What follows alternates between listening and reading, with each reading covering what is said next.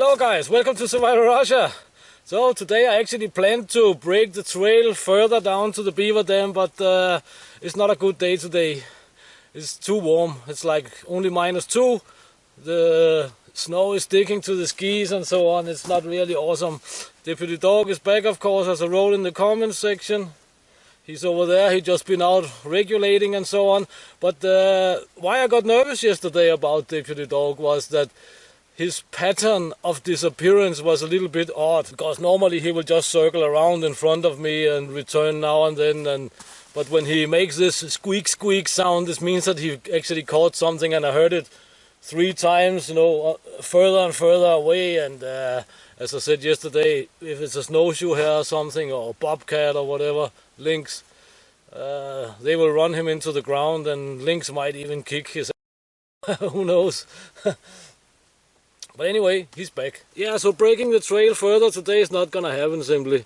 Snow is sticking to the skis. They're not waxed for this temperature, and it's only a freak heat wave, you know, so I'm just gonna wait a little bit. So today I'm gonna run my mouth a little bit, and I'm gonna show you 2 ways to make a fire. It's like 2 methods of starting a fire, you can say. One of them is how you actually can make a match out of birch bark. If you're in an area where birch are scarce, you can collect some birch and bring it with you and use it as a match several times. But birch bark, as many of you guys know, is of course one of the best fire starters you can find. And if you are in an area which has birch but not too much, then it's a good idea to collect some, in my opinion. You can of course use man-made fire starters and so on, but I never do that. I also get suggestions on you know, using cotton balls with petroleum grease and whatever, but I just like to use what I have and what's available, because that's sort of like a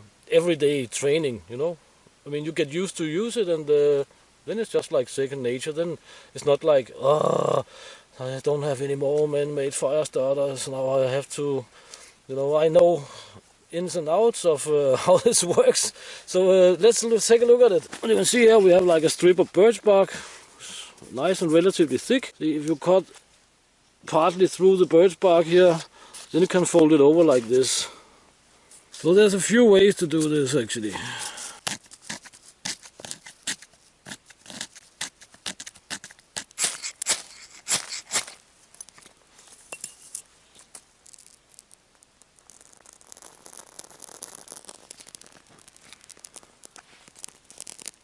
Then you fold it over like this, and it will not curl, because the outside of the birch bark is on the inside of this fold here, right? That's a good match. You can also scrape it out on the end here and set it on fire, but that's a little bit more difficult. Let's see if we can get it going.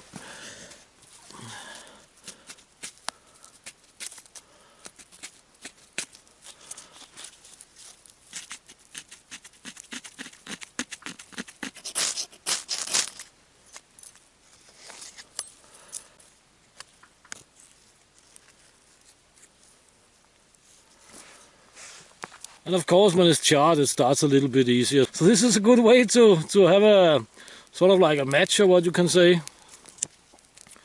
You can just put into the fire. I'll show you that in a second. So if you like to carry an accelerant or good fire starter, or what you can call it, then the mountain bike inner tube, or any inner tube, is a really good option.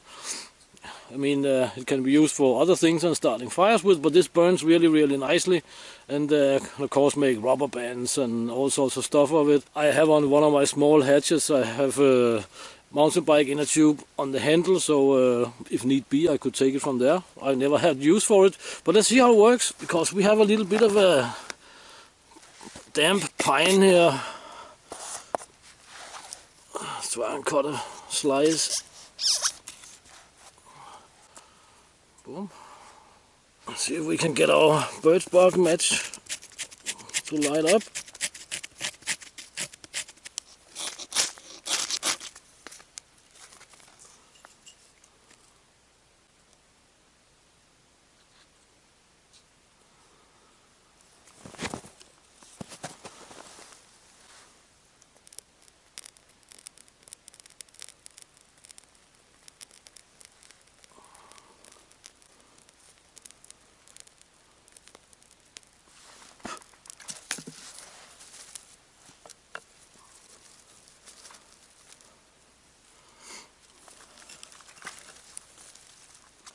A little snow with us here.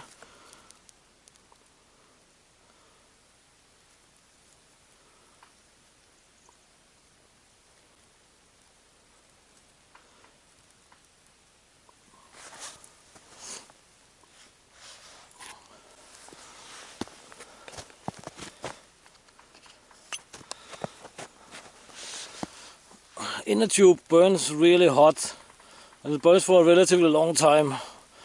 It smells really bad, and in cold weather that can actually be pretty tricky to find really dry tinder or spruce and pine twigs, because in the winter they will of course feel like you can break them.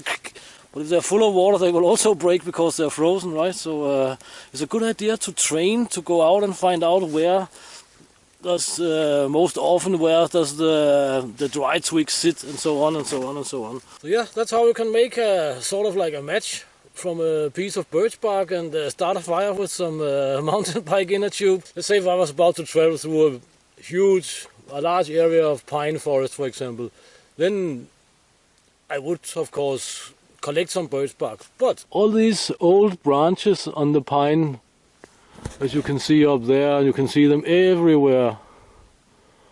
They all contain fatwood to some extent if you cut them at the trunk. So in case of a pine forest, birch bark would not really be needed, but I would take some anyway just because I'm comfortable with birch bark. But most woodlands have things that works for them, you know, or things that works. It's just about knowing what works, and